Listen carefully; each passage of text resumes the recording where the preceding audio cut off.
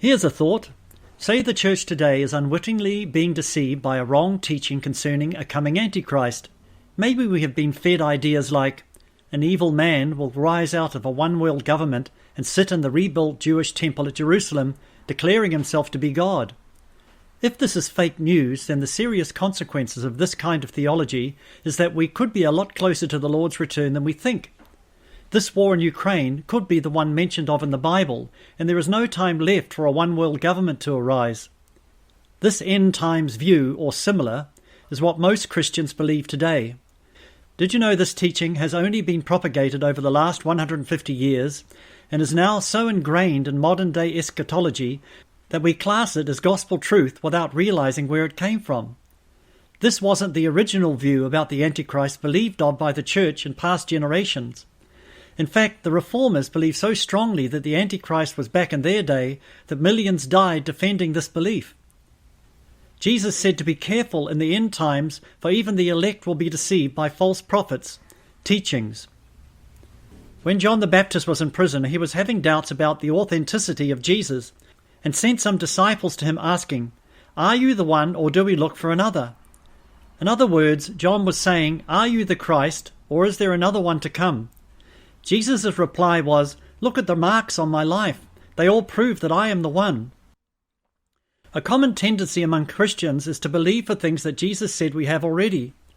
It comes out of a lack of faith, and Jesus stated that when he returns, will he find faith on the earth? Luke 18:8. For instance, we can keep asking to be forgiven for something when he says that we have been forgiven already. We can keep asking to be healed when he says that we are already healed at the cross, 1 Peter 2:24. In the same way, it's possible to be looking for the marks of an Antichrist to come when history shows that it has been already. The word anti doesn't just mean to be against, but also means in place of.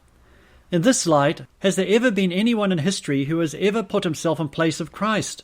Yes, there has been, and the marks to identify him are overwhelmingly conclusive, so we don't need to look for another. The Bible says that when Jesus comes back, it will be as in the days of Noah.